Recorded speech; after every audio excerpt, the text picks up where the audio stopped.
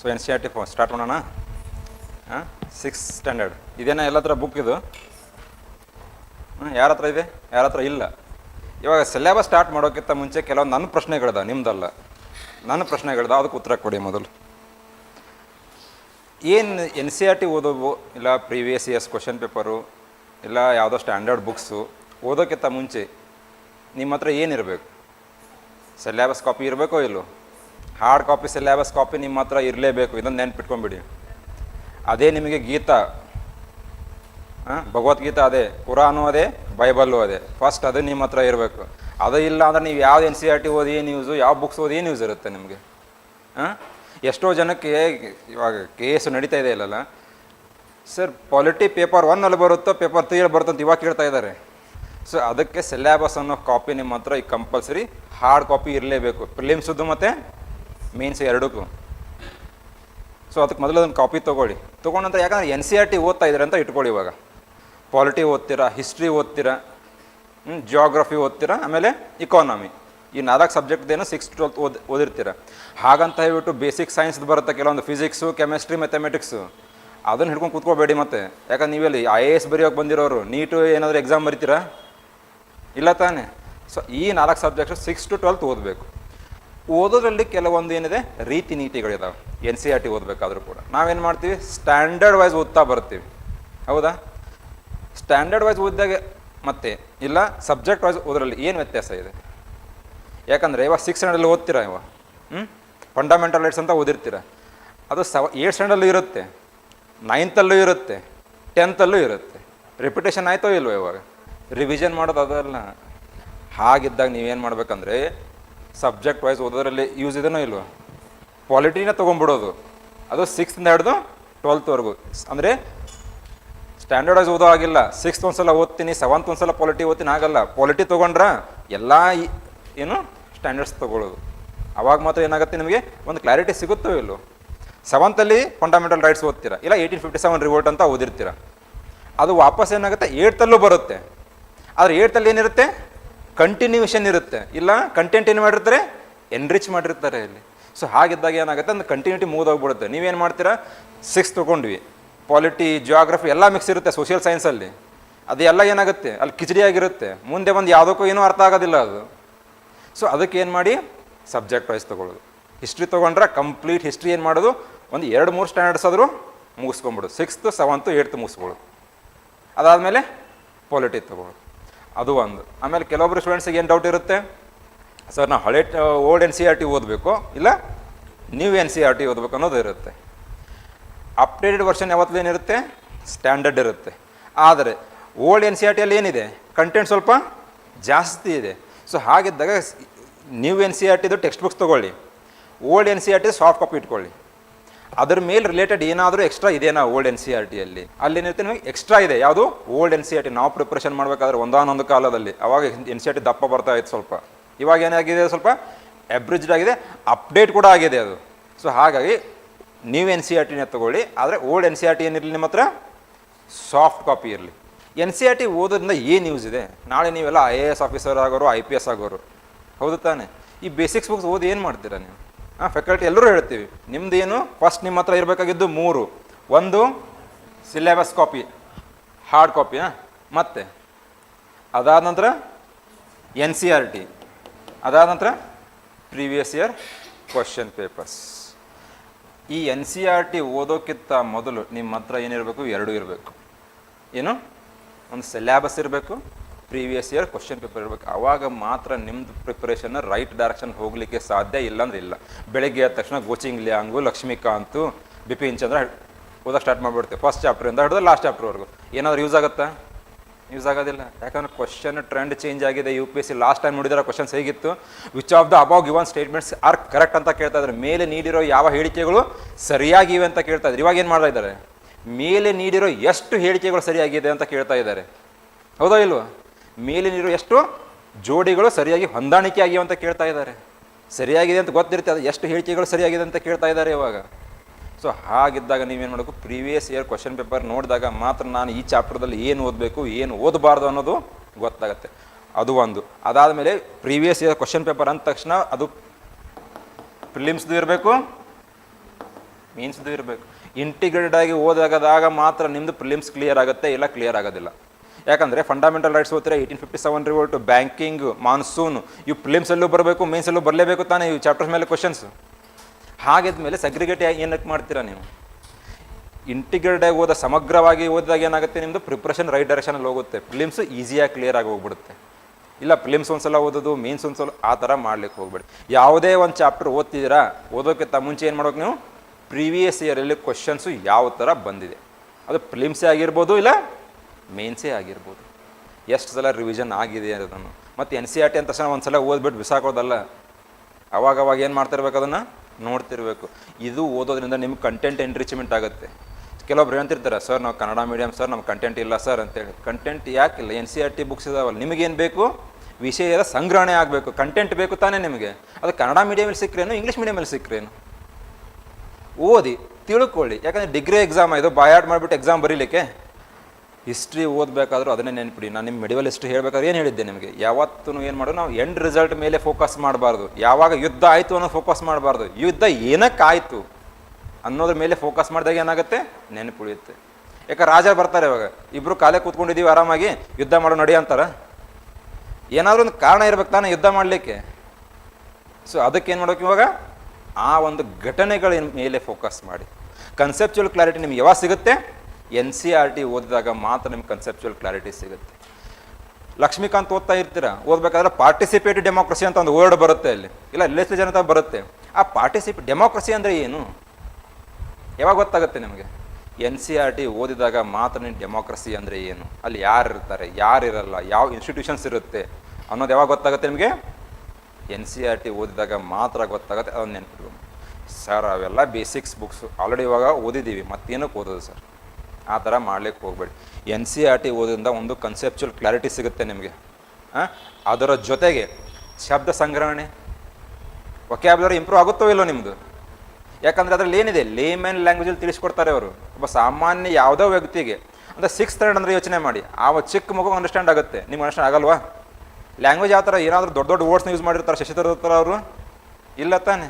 ಏನು ಯೂಸ್ ಮಾಡ್ತಾರೆ, ಸಿಂಪಲ್ ಲ್ಯಾಂಗ್ವೇಜಲ್ಲಿ ನಿಮಗೆ ತಿಳಿಸ್ಕೊಡ್ತಾರೆ. ವೊಕ್ಯಾಬ್ಯುಲರಿ ಇಂಪ್ರೂವ್ ಆಗುತ್ತೆ. UPSCಗೆ IAS ಅಂತ ಏನು ಆಫೀಸರ್ಸ್ ಆಗ್ತಿರಲ್ಲ, ಅವ್ರಿಗೆ ಬೇಕಾಗಿದ್ದು ಅದನ್ನೇ.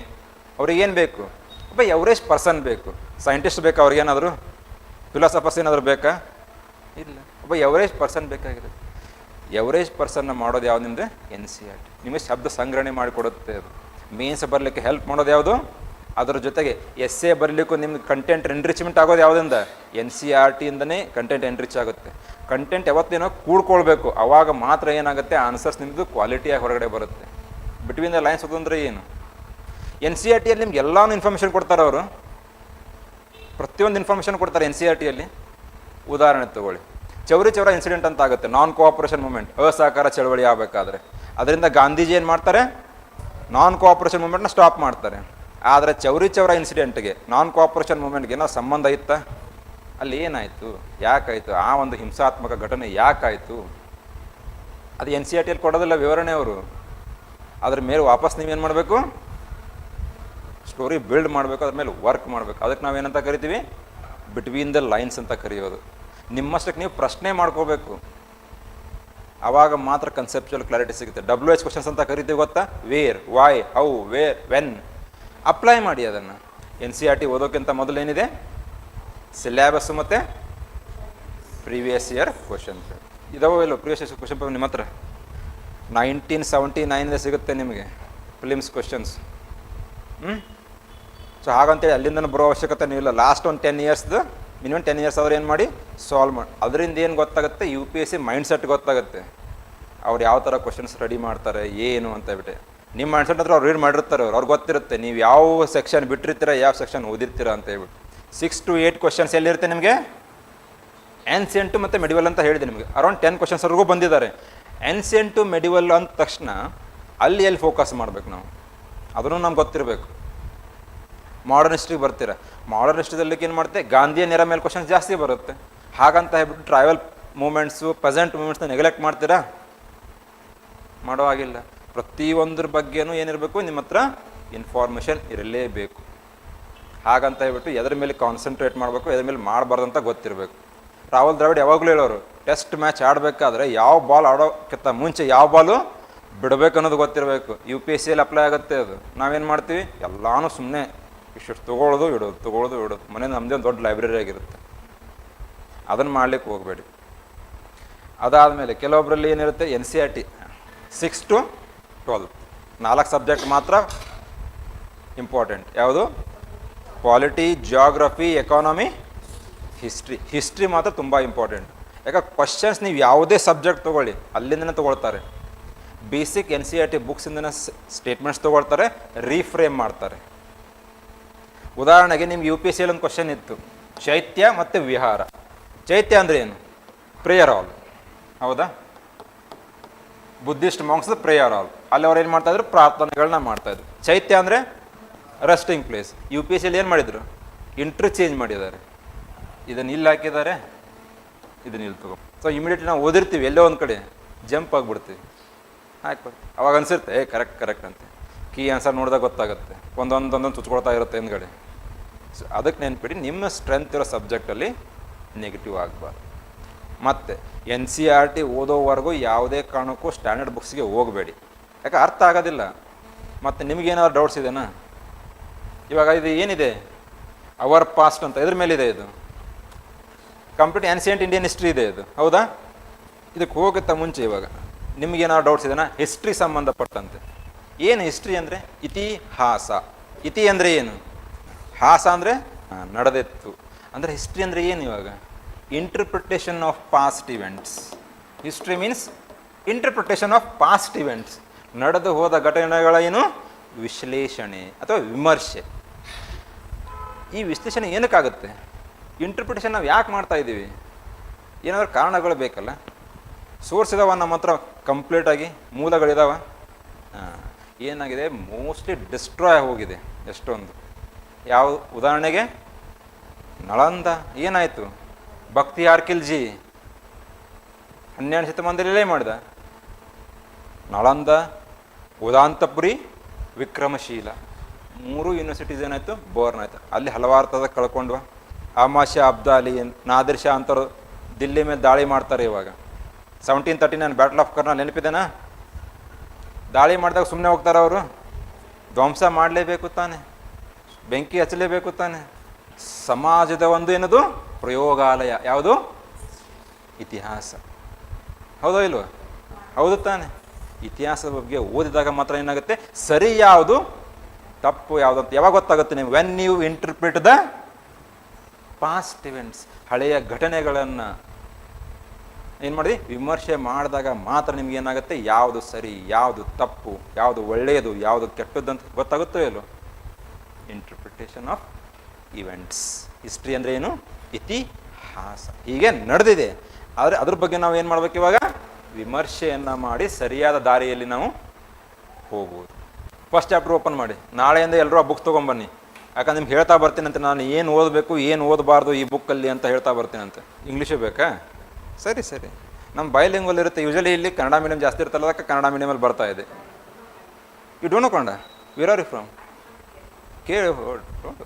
ಫಸ್ಟ್ ಚಾಪ್ಟರ್ ಏನಿದೆ syllabus? What is syllabus? So the entire 6th standard book is related to ancient Indian history. Ancient Indian history ಮಾತ್ರ ಸಂಬಂಧಪಟ್ಟಿದೆ ಇದು. ಹೌದಾ?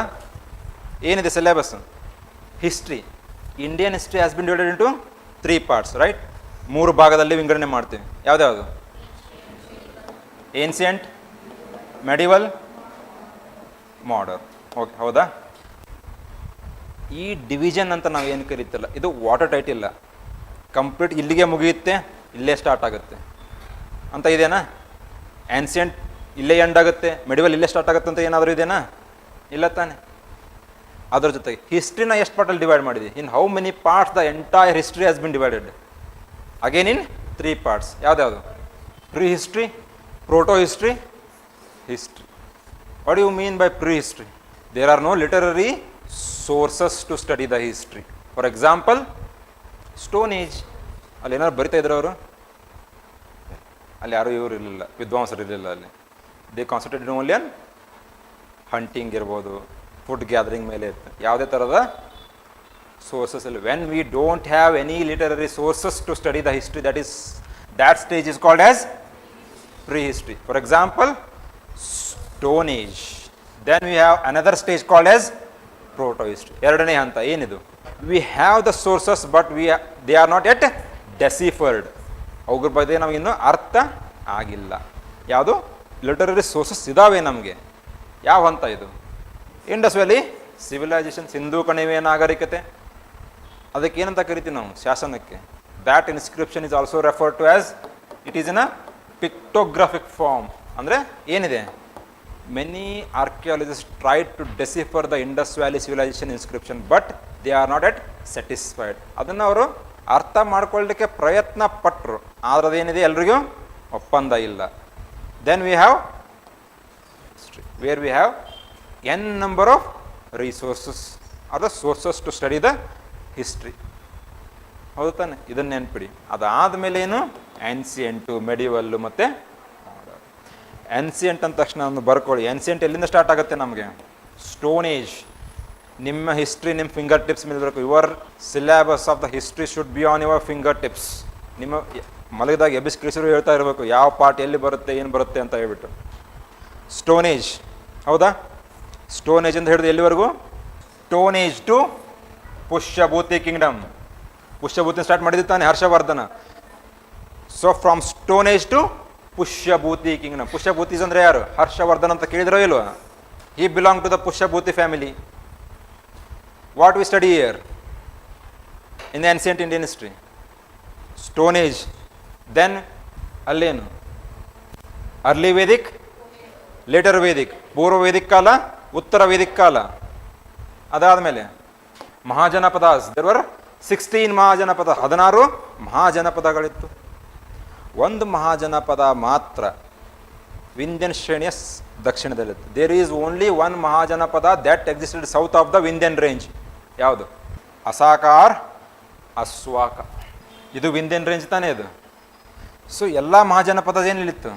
ಇಲ್ಲಿಗೆ ಮಾತ್ರ ಸ್ಟ್ರಿಕ್ಟ್ ಆಗಿದೆ. ಎಸ್ಪೆಷಲಿ ಇಲ್ಲಿ ಜಾಸ್ತಿ ಇರುತ್ತೆ. There is only one mahajanapada that existed in the present day Telangana. ಅದು ಯಾವುದು? ಅಸಾಕ ಆರ್ ಅಸ್ವಾಕ. ಮಹಾಜನಪದ ಆಯ್ತಾ? ಹಾಟ್ ಕೇಕ್ ಇದು UPSC ಇದು. ಪ್ರಿಲಿಮ್ಸಲ್ಲೂ ಕ್ವಶನ್ ಬರುತ್ತೆ, ಮೇನ್ಸಲ್ಲೂ ಬರುತ್ತೆ. Jainism, Buddhism. ಅದಾದ ನಂತರ ಇಂಪಾರ್ಟೆಂಟು ಎರಡು, ಪ್ರಿಲಿಮ್ಸಲ್ಲೂ ಕ್ವಶನ್ ಬಂದಿದೆ, ಮೇನ್ಸಲ್ಲೂ ಕ್ವಶನ್ ಬಂದಿದೆ. It is called as a golden age of ancient Indian history, the rule of Guptas, because there was a overall development. ಪ್ರತಿಯೊಂದು ಹಂತದಲ್ಲಿ ಏನಾಗಿದೆ? ಅಲ್ಲಿ ಡೆವಲಪ್ಮೆಂಟ್ ಆಗುತ್ತೆ, ಅಭಿವೃದ್ಧಿ ಆಗುತ್ತೆ. ಸೈನ್ಸ್ ಆ್ಯಂಡ್ ಟೆಕ್ನಾಲಜಿ ಇರ್ಬೋದು, ಲಿಟರೇಚರ್ ಇರ್ಬೋದು, ಆರ್ಕಿಟೆಕ್ಚರ್ ಇರ್ಬೋದು, ಎಲ್ಲದರಲ್ಲೂ. So there was a development and each and every sector. Science and technology, literature, architecture, including society, because the position of the Shudras improved during the rule of the Guptas. ಇದನ್ನು ನೆನಪಿಡಿ. ಶೂದ್ರರ ಸ್ಥಾನಮಾನ ಏನಿದೆ ಗುಪ್ತರ ಆಳ್ವಿಕೆಯಲ್ಲೇ improve ಆಗುತ್ತೆ. ಯಾಕೆ? ಪ್ರಶ್ನೆ ಮಾಡಿ. They were given the permission to practise agriculture. ಕೃಷಿ ಮಾಡಲಿಕ್ಕೆ ಅವರಿಗೆ ಅವಕಾಶವನ್ನು ನೀಡಲಾಗುತ್ತೆ. ಯಾವಾಗ ನಿಮ್ಮದು ಆರ್ಥಿಕ ಸ್ಥಾನಮಾನ ಬದಲಾವಣೆ ಆಗುತ್ತಲ್ಲ, ಇಂಪ್ರೂವ್ ಆಗುತ್ತಲ್ಲ, ಅವಾಗ ಏನಾಗುತ್ತೆ? ಸಾಮಾಜಿಕ ಸ್ಥಾನಮಾನ ಇಂಪ್ರೂವ್ ಆಗುತ್ತೆ. When your position in the society changes with respect to economically, then obviously your social position will change. Social mobility ಆಗುತ್ತೋ ಇಲ್ವೋ? ನಾವು ಹಳ್ಳಿಗಳು ನೋಡ್ತೀವಿ. ಇವಾಗ ಏನಂತ ನೋಡ್ತೀವಿ? ಒಂದು ಪ್ಲೇಟ್ ಬೇರೆ, ಒಂದು ಗ್ಲಾಸ್ ಬೇರೆ. ನೋಡಿದ್ದೀವಿ ಇಲ್ಲೋ? ಇನ್ನೂ ಇದೇನೋ ಇಲ್ವೋ ಅದು? In our houses we have kept a separate plate and separate glass for some people, some community. Suppose that person, that particular person becomes an IAS or IPS officer tomorrow, then ಆ ವ್ಯಕ್ತಿನ ನೀವೇನು ಮಾಡಿದ್ರಿ? ಎಲ್ಲೋ ಕೂಡಿಸಿ ಎಲ್ಲೋ ಕೊಟ್ಟು ಏನು ಮಾಡ್ತಾಯಿದ್ರಿ? ಊಟ ಕೊಡ್ತಾಯಿದ್ರಿ. ನಾಳೆ ಅವನು IAS IPS ಆದರೆ ಒತ್ಕೊಂಡು ಹೋಗ್ತೀರ ಮನೆಯಲ್ಲಿ, ಹೌದೋ ಇಲ್ವೋ? ಸೊ ಅದೇ ಏನಾಯಿತು? ಶೂದ್ರಾಸ್. ಗುಪ್ತಾಸ್ ಆದಮೇಲೆ Pushyabhutis and Badami Chalukya. Both are contemporaries, ಹೌದೋ ಇಲ್ವೋ? ಇಮ್ಮಡಿ ಪುಲಕೇಶಿ ಆ್ಯಂಡ್ ಹರ್ಷವರ್ಧನ. ಸಿಲೆಬಸ್ ನಿಮ್ದಿದು. ಇವತ್ತಾಗಿರಿ ಏನಿದೆ? What is the first chapter? What, where, how and when. ನಾನು ಮುಂಚೆನೇ ಹೇಳಿದ್ದೆ ನಿಮಗೇನು, ಎಲ್ಲಿವರೆಗೂ ನೀವು WH ಕ್ವಶನ್ ಅಪ್ಲೈ ಮಾಡ್ತಿರಲ್ಲ ಅಲ್ಲಿವರೆಗೂ ನಿಮಗೇನಾಗುತ್ತೆ? So you are suppose to apply these WH questions in each and every subject. ಇಲ್ಲೇ ಅಂತಲ್ಲ, ಯಾವುದೇ ಸಬ್ಜೆಕ್ಟ್ ಇರಲಿ. ಫಾರ್ ಎಕ್ಸಾಂಪಲ್ ಇವಾಗ Indian government will enact some laws or implement some programs. There should be some objective behind that, right? ಯಾವುದೇ ಒಂದು ಕಾಯ್ದೆ ಕಾನೂನುಗಳನ್ನು ತೊಗೊಂಬರ್ತಾರೆ, ಅದರಿಂದ ಏನಾದರೂ ಒಂದು ಉದ್ದೇಶ ಇರಲೇಬೇಕು ತಾನೇ ಇವಾಗ. ಸೊ ಅದನ್ನು ಅಪ್ಲೈ ಮಾಡಿ. ಏನು ಹೇಳಿದ್ದಾರೆ ಇಲ್ಲಿ? In case Kannada medium books ಬೇಕಂದ್ರೂ ಬುಕ್ಸ್ ಇದಾವೆ ನಿಮಗೆ. KTBS ಅಂತ ವೆಬ್ಸೈಟ್ ಇದೆ ನಿಮ್ಮದು, ಕರ್ನಾಟಕ ಟೆಕ್ಸ್ಟ್ ಬುಕ್ ಸೊಸೈಟಿ ಅಂತ ಒಂದು ವೆಬ್ಸೈಟ್ ಇದೆ. ಅಲ್ಲಿ ನಿಮ್ಗೆ ಏನಾಗುತ್ತೆ, ಕನ್ನಡ ರಿಲೇಟೆಡ್ ಬೇಸಿಕ್ಸ್ ಬುಕ್ಸ್ ಕೂಡ ಇದೆ. ಯಾಕಂದರೆ ಆ ಬುಕ್ಸು ಹೊರಗಡೆ ಮಾರ್ಕೆಟಲ್ಲಿ ಎಲ್ಲಿ ಸಿಗೋದಿಲ್ಲ. ಯಾವುದು? Karnataka text book society, government books related to the state government books ಅಲ್ಲಿ ಸಿಗುತ್ತೆ ಬೇಕಾದ್ರೆ ನಿಮಗೆ. ಅದನ್ನು ಕೂಡ ನೀವು ರೆಫರ್ ಮಾಡ್ಬೋದು. ಏನಿದೆ first chapter? What, where, how and when. Simple ಆಗಿ ಅವ್ರು ಕ್ವಶನ್ ಕೇಳ್ತಾರೆ. They are asking the simple questions. Where they are living, what they were doing, how they were living, and when they were living. ಅಂದರೆ ಯಾವಾಗಿದ್ದರು, ಎಲ್ಲಿದ್ದರು, ಹೇಗಿದ್ದರು, ಏನು ಮಾಡ್ತಾಯಿದ್ರು. ಅಂದರೆ ಆಗಿನ ಜನ. ಯಾವಾಗಿನ ಜನ? ಸ್ಟೋನ್ ಏಜಲ್ಲಿ. How the people lived, what they were doing, where they lived, and what was the time period. ಅವರು ಇದ್ದಂತಹ ಒಂದು ಸಮಯ ಯಾವುದು, ಅದ್ರ ಮೇಲೆ ಇದೆ ಕ್ವಶನ್. ಹೌದು ತಾನೇ? ಅವ್ರೇನು ಕ್ವಶನ್ ಮಾಡ್ತಾ ಇದ್ದಾರೆ? ಕ್ವಶನ್ ಅದನ್ನೇ ತಾನೇ ಸಿಂಪಲಾಗಿ ತಿಳಿಸ್ಕೊಡ್ತಾ ಇದ್ದಾರೆ. ಹೇಗಿದ್ದರು, ಎಲ್ಲಿದ್ದರು, ಏನು ಮಾಡ್ತಾಯಿದ್ರು, ಅದ್ರ ಬಗ್ಗೆನೇ ಇದೆ. ಅದು ಏನಿದೆ? What we can know about the past. What ಅಂತ ಓದೋದ್ರಿಂದ ನಮ್ಗೆ ಗೊತ್ತಾಗುತ್ತೋ ಇಲ್ಲವಾಗ. ಅದು ಏನು ಅಂತ ಓದೋದ್ರಿಂದ ಅದು ಕೆಟ್ಟದ್ದೋ ಒಳ್ಳೆಯದು. ರಾಜಾರಾಮ್ ಮೋಹನ್ ರಾವ್ ಏನು ಮಾಡ್ತಾಯಿದ್ರು? ಎಲ್ಲ ಕಡೆ ಅಡ್ಡಾಡ್ತಾ ಇದ್ರಂತೆ. ಎಲ್ಲಿ ಇದ್ರ ಬಗ್ಗೆ ಮೆನ್ಷನ್ ಮಾಡಿದ್ದಾರೆ? ಇನ್ ವಿಚ್ ಎಪಿಕ್, ಯಾವ ಎಪಿಕಲ್ಲಿ? ಉಪನಿಷತ್ಸ್ ಇರ್ಬೋದು, ಮಹಾಕಾವ್ಯ, ಯಾವುದರಲ್ಲಿ ಉಲ್ಲೇಖ ಮಾಡಿದಾರಾ ಸತಿ ಪದ್ಧತಿ ಬಗ್ಗೆ? Did they mention about the sati paddhati in any of the literary texts like Mahabharata, Ramayana, Upanishads, Vedas? ಎಲ್ಲಿ ಮೆನ್ಷನ್ ಮಾಡಿಲ್ಲ ತಾನೆ. ಅದು ತಪ್ಪು ಅಂತ ನಮ್ಗೆ ಯಾವಾಗ ಗೊತ್ತಾಯಿತು? When we study the. ಮುಂಚೆ ಏನಿತ್ತಂತೆ, ದೇವಸ್ಥಾನಗಳು ನೋಡಿ, ಹಳ್ಳಿಗಳಲ್ಲೇನಿತ್ತು, ಗುಡ್ಡು ಗಾಡದಲ್ಲಿ ಏನಿರುತ್ತೆ, ದೇವಸ್ಥಾನ ಇರುತ್ತೆ. The temples are situated in the hilly areas, right? ಮುಂಚೆ ಏನಾದರೂ ನಿಮಗೆ ಬೈಕ್ಸು, ಕಾರ್ ಏನಾದರೂ ಇರುತ್ತಾ? ನಡ್ಕೊಂಡು ಹೋಗ್ತಾ ಇದ್ದಿರ್ತಾನೆ, ಬೆಟ್ಟ ಹತ್ತಿರ್ತಾನೆ. ಹತ್ತಿದ ನಂತರ ಏನಾಗಿರುತ್ತೆ? When you climb the mountain ಏನಾಗುತ್ತೆ? ಸುಸ್ತಾಗತ್ತೆ. ವರ್ಕೌಟ್ ಮಾಡಿದಾಗ ಸುಸ್ತೇ ಆಗಿರುತ್ತೆ. ಸುಸ್ತಾದಾಗ ಅಲ್ಲಿ ಕೂತ್ಕೊಂಡು ಬರ್ತಿರೋ ಇಲ್ವೋ? You are tired while climbing the mountain, right? That's why you will take a rest of around 5 to 10 minutes. Logical reasoning ಇದೇನೋ ಇಲ್ಲೋ ಇದರಲ್ಲಿ? ಇದನ್ನೇ ರಾಜಾರಾಮ್ ಮೋಹನ್ ರಾವ್ ಏನು ಹೇಳ್ತಾ ಇದ್ರು? It is called as rationality, ತರ್ಕಬದ್ಧ ಯೋಚನೆ. ಹಾಗಂತ ಹೇಳ್ಬಿಟ್ಟು ಪ್ರತಿಯೊಂದಕ್ಕೂ ಲಾಜಿಕ್ ಅಪ್ಲೈ ಮಾಡ್ಲಿಕ್ಕೆ ಆಗೋದಿಲ್ಲ ನಿಮಗೆ. ಹೌದಾ? ಆದಷ್ಟು ಏನು ಮಾಡಬೇಕು ನೀವು? ಮುಂಚೆ ಏನಿತ್ತು ಸಮಾಜದಲ್ಲಿ ಅನಿಷ್ಟ ಪದ್ಧತಿಗಳು ಜಾಸ್ತಿ ಇತ್ತು. There were various social levels. That's why he said that you are suppose to question the rituals and ceremonies. ಅದನ್ನೇ ಹೇಳೋದು ಯಾವುದು? ವಾಟ್. ಇಲ್ಲೇನು ಕೊಟ್ಟಿದ್ದಾರೆ ಹೇಳಿದ್ದಾರೆ? We can find out about the lives of the hunters, herders, farmers, rulers, merchants, priests, crafts persons and artisans, musicians. ಆ ಒಂದು ಕಾಲಘಟ್ಟದಲ್ಲಿ ಜನ ಹೇಗೆ ಇದ್ದರು, ಯಾರಿದ್ರು ಅಂತ ನಮ್ಗೆ ಯಾವ ಗೊತ್ತಾಗುತ್ತೆ? ಸ್ಟೋನ್ ಏಜ್ ಓದ್ತೀರ, ಓದಬೇಕಾದ್ರೆ ಏನಾಗುತ್ತೆ? When you study the stone age, first ಯಾವುದಿದೆ? ಪ್ಯಾಲಿಯೋಲಿಥಿಕ್. ಎಕಾನಮಿಕ್ ಸಿಸ್ಟಮ್ ಹೇಗಿತ್ತು ಅವ್ರದ್ದು? They completely focused on hunting and gathering. ಹೌದಾ? ಅದ್ರ ಬಿಟ್ಟು ಬೇರೆಯವ್ರು ಏನು ಗೊತ್ತಾಯ್ತಾ ಅವರಿಗೆ? ಬೇಟೆ ಆಡೋದು ಮತ್ತು ಆಹಾರ ಸಂಗ್ರಹಣೆ ಮಾಡೋದು, ಹಂಟಿಂಗ್ ಆ್ಯಂಡ್ ಫುಡ್ ಗ್ಯಾದರಿಂಗ್. ಆದರೆ ನೆಕ್ಸ್ಟ್ ವರ್ಡ್ ಏನಿದೆ? ಹರ್ಡರ್ಸ್ ಅಂತ ಇದೆ. ಹರ್ಡರ್ಸ್ ಮೀನ್ಸ್ ಯಾರು? ಪಾಲನೆ ಮಾಡೋರು ತಾನೇ. ಇವಾಗ ಡೊಮೆಸ್ಟಿಕೇಶನ್ ಆಫ್ ಅನಿಮಲ್ಸ್, ಪ್ರಾಣಿ ಸಾಕಾಣಿಕೆ ಸ್ಟಾರ್ಟ್ ಆಗುತ್ತೆ. ಎಲ್ಲಿಂದ ಸ್ಟಾರ್ಟ್ ಆಗುತ್ತೆ ಅದು? ಮೀಸೋಲಿಥಿಕ್ಕಿಂದ ಸ್ಟಾರ್ಟ್ ಆಗುತ್ತೆ. ಅದಾದಮೇಲೆ ಏನಿದೆ ನೆಕ್ಸ್ಟ್? ಫಾರ್ಮರ್ಸ್ ಅಂದರೆ ನಿಯೋಲಿಥಿಕ್ ತಾನೆ. ಆ ಜನ ಏನು ಮಾಡ್ತಾಯಿದ್ರು ಏನಿಲ್ಲ ಅಂತ ನಿಮ್ಗೆ ಯಾವಾಗ ಗೊತ್ತಾಗುತ್ತೆ? ಅದು ಓದಿದಾಗ, ಅಂದರೆ ನೀವು ಪ್ರಶ್ನೆ ಮಾಡಿದಾಗ. ಸೊ ನಮಗೇನು ತಿಳಿಸ್ಕೊಡುತ್ತೇವೆ? Why we should study history? Because we will understand the economic system. ಆ ಒಂದು ಕಾಲಘಟ್ಟದಲ್ಲಿ ಆರ್ಥಿಕ ವ್ಯವಸ್ಥೆ ಹೇಗಿತ್ತು. We will understand what they were doing. ಅದಾದಮೇಲೆ ರೂಲರ್ಸ್ ಆ್ಯಂಡ್ ಮರ್ಚೆಂಟ್ಸ್ ಅಂತ ಬಂದಿದೆ ಇವಾಗ. ಯಾವ ಸ್ಟೇಜ್ ಅದು? Rulers, merchants, trade and commerce ಯಾವಾಗ ಡೆವಲಪ್ ಆಗುತ್ತೆ? ವ್ಯಾಪಾರ ಉದ್ಯಮ ಸ್ಟಾರ್ಟ್ ಆಗೋದು ಯಾವ ಪಿಂದ? ಇಂಡಸ್ ವ್ಯಾಲಿ ಸಿವಿಲೈಸೇಷನಿಂದ ಸ್ಟಾರ್ಟ್ ಆಗುತ್ತೆ. So the trade and commerce started during the Indus valley civilisation. ಹೌದಾ ಇಲ್ವೋ? They had the trade relations with Roman empire, Mesopotamians. ಅವ್ರ ಜೊತೆ ಟ್ರೇಡ್ ರಿಲೇಷನ್ಸ್ ಇತ್ತು. ಮರ್ಚೆಂಟ್ಸು ಟ್ರೇಡರ್ಸ್ ಅಲ್ಲಿ ಬಂದಿರುತ್ತಾನೆ. ಅಲ್ಲಿಂದನೇ ಏನಾಗುತ್ತೆ, ಇವಾಗ ಸ್ಟೋನ್ ಏಜ್ ಇತ್ತು ಮುಂಚೆ. ಇವಾಗ ನಾವು ಅದನ್ನ ಏನಂತ ಕರಿತೀವಿ, ಇಂಡಸ್ ವ್ಯಾಲಿ ಸಿವಿಲೈಸೇಷನ್ ಅಂತ ಕರಿತೀವಿ, ಹೌದಾ? Why the earlier phase is called as a age and Indus valley is called as civilisation. ಶಿಲಾಯುಗ ಅಂತ ಕರಿತೀವಿ, ಇದಕ್ಕೆ ಸಿಂಧೂ ಕಣಿವೆಯ ನಾಗರಿಕತೆ ಅಂತ ಕರಿತೀವಿ. ಏನಕ್ಕೆ ರೀಸನ್ ಬೇಕಲ್ಲ ಇವಾಗ. Why it is called as civilisation, why it is called as an age, planned ಆಗಿತ್ತು. ಮತ್ತು ನಾಗರಿಕ ಅಂತ ಯಾವಾಗ ಕರಿತೀರ ನೀವು? ಇದು ಕಾಡೆ, ಆದರೆ ಏನಿತ್ತು ಸ್ವಲ್ಪ ಡಿಫ್ರೆನ್ಸ್ ಇದೆ. ಅದು ನಾಗರಿಕ ಅಂತ ಯಾವಾಗ ಕರೀತಾರೆ ಹೇಳಿ ನೀವು? ಬರವಣಿಗೆ. ಮತ್ತೆ when you follow a set of rules and regulations in the society you are called as human beings, otherwise you will be called as. ಇಲ್ಲಿ ಇತ್ತೋ ಇಲ್ವೋ ಇಂಡಸ್ ವ್ಯಾಲಿ ಸಿವಿಲೈಸೇಷನ್ದಲ್ಲಿ ರೂಲ್ಸ್ ಆ್ಯಂಡ್ ರೆಗ್ಯುಲೇಷನ್ಸ್ ಇತ್ತೋ ಇಲ್ವೋ? ಹೌದಾ?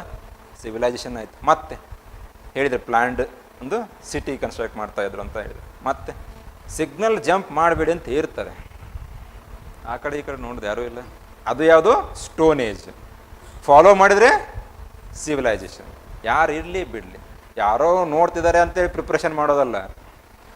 ನಾನು ಎಕ್ಸಾಮ್ ಕ್ಲಿಯರ್ ಮಾಡಬೇಕಂತ preparation ಮಾಡಬೇಕು, ಹೌದು ತಾನೆ? ಇವಾಗ ಹೆಂಗಾಗಿಬಿಟ್ಟಿದೆ ಒಂದು ಟ್ರೆಂಡ್ ಆಗಿದೆ, ಪ್ರಿಪ್ರೇಷನ್ ಮಾಡೋದೇ ಒಂದು ಇದು ಐಎಸ್ ಪ್ರಿಪ್ರೇಷನ್, ಅದರಲ್ಲಿ ಅರ್ಥ ಇಲ್ಲ. ಮತ್ತು why you will call Indus valley civilisation but not the stone age? ಮತ್ತೇನೋ ರೀಸನ್ ಇರಬೇಕಲ್ಲ. Indus valley civilisation it is termed as a first phase of urbanisation, ಮೊದಲ ನಗರೀಕರಣದ ಹಂತ ಅಂತ ಕರಿತೀವಿ. ಯಾವುದಕ್ಕೆ? Indus valley. ಅದಕ್ಕೆ ಸಿವಿಲೈಸೇಷನ್ ತಾನೆ. ಅರ್ಬನ್ ಏರಿಯಾಸ್ ಎಲ್ಲಿರುತ್ತೆ? ಸಿವಿಲೈಸೇಷನಲ್ಲಿ ಇರುತ್ತೆ. ಮತ್ತೆ ಸ್ಟೋನ್ ಏಜಲ್ಲಿ ಏನಾದರೂ ಟ್ರೇಡ್ ಆ್ಯಂಡ್ ಕಾಮರ್ಸ್ ಇತ್ತಾ? ಏನಿತ್ತು? Was there any trade and commerce during the stone ages? But during the Indus valley trade relations ಇತ್ತು, ಹೌದಾ? ಸಿವಿಲೈಸೇಷನ್ ಹೌದವಲ್ಲ. ಅದರ ಜೊತೆಗೆ another main reason was class based hierarchy. ಸಮಾಜವನ್ನು ಏನು ವರ್ಗದ ಮೇಲೆ ವಿಂಗಡಣೆ ಮಾಡಿರ್ತಾರೆ. ಕ್ಲಾಸ್ ಬೇಸ್ಡ್ ಹೈರಾರ್ಕಿ ಅಂದರೆ ಏನು? ಕಾಸ್ಟ್ ಬೇಸ್ಡ್ ಬೇರೆ. ಅವಾಗ ಏನು ಕಾಸ್ಟ್ ಅಷ್ಟೊಂದು ಏನೂ ಇರಲಿಲ್ಲ, ಕಾಸ್ಟ್ ಅನ್ನೋ ಒಂದು ಕಲ್ಪನೆ ಕೂಡ ಇರಲಿಲ್ಲ. ಕ್ಲಾಸ್ ಅಂತ ಇತ್ತು, ವರ್ಗದ ಮೇಲೆ ಸಮಾಜವನ್ನು ವಿಂಗಡಣೆ ಮಾಡಿರ್ತಾರೆ. ಹೇಗೆ ಇತ್ತೋ ಇಲ್ವೋ? ಸಿಟಾಡೆಲ್ ಅಂತ ಅಲ್ಲಿ ಬರುತ್ತೆ, ಮತ್ತೆ ಗಾಬರಿ ಆಗಿಬಿಟ್ಟು.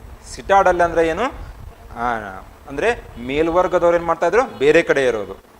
ಇನ್ನು ರೈತರು, peasants, artisans and farmers use to live in a separate place and the upper class live at a place called as. ಯಾವಾಗ ನೀವು ಒಂದು ವರ್ಗದ ಮೇಲೆ ಅಥವಾ ಒಂದು ಯಾವುದೇ ಒಂದು ಮಾನದಂಡದ ಮೇಲೆ ಸಮಾಜವನ್ನು ವಿಂಗಡಣೆ ಮಾಡ್ತಾರೆ, ಅದಕ್ಕೇನಂತ ಕರಿತೀರಿ ನೀವು?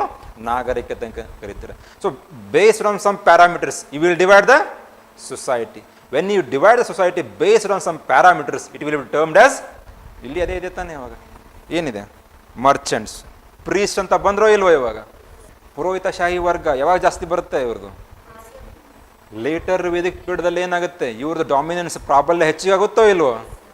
Because of the advent of various rituals and ceremonies there was a dominance or the emergence of priestly class. ಪುರೋಹಿತಶಾಹಿ ರೂಲರ್ಸ್ ಅಂತ ಇದೆ. ಏನು? ರೂಲರ್ಸ್, ಆಡಳಿತಗಾರರು. ಎಲ್ಲಿಂದ ಬರ್ತಾರೆ ಇವರು? ಆಡಳಿತಗಾರರು ಬರಬೇಕಂದ್ರೆ ಏನು ಬೇಕು ನಿಮಗೆ? ಮೊದಲು ಸ್ಟೋನ್ ಏಜ್ ಇರಬೇಕಾದ್ರೆ, ಇಂಡಸ್ ವ್ಯಾಲಿ ಸಿವಿಲೈಸೇಷನ್ ಇರಬೇಕಾದ್ರೆ, ವೇದಿಕ್ ಇರಬೇಕಾದ್ರೆ ಏನಾದರೂ ಬೌಂಡ್ರೀಸ್ ಅಂತ ಇತ್ತಾ?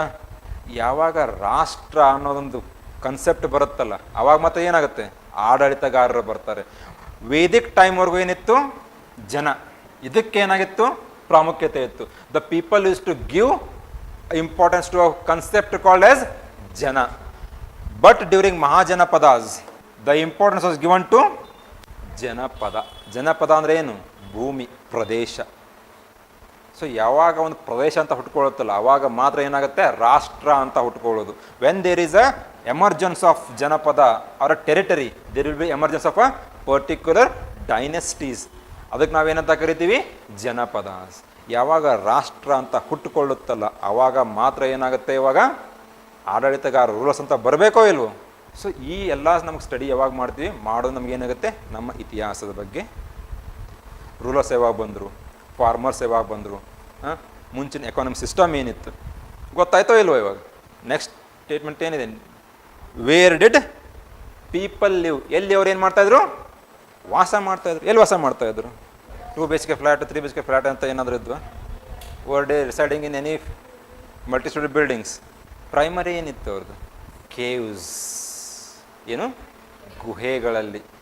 ನಮಗೊಂದು ಗುಹೆ ಯಾವುದು ಭೀಮ್ ಬೆಟ್ಕ ಅಂತ ಕೇಳಿದ್ರೋ ಇಲ್ವೋ, famous for the all the 3 phases, 3 ಹಂತಗಳು. ಯಾವುದು ಪ್ಯಾಲಿಯೋಲಿಥಿಕ್, ಮಿಸೋಲಿಥಿಕ್, ನಿಯೋಲಿಥಿಕ್.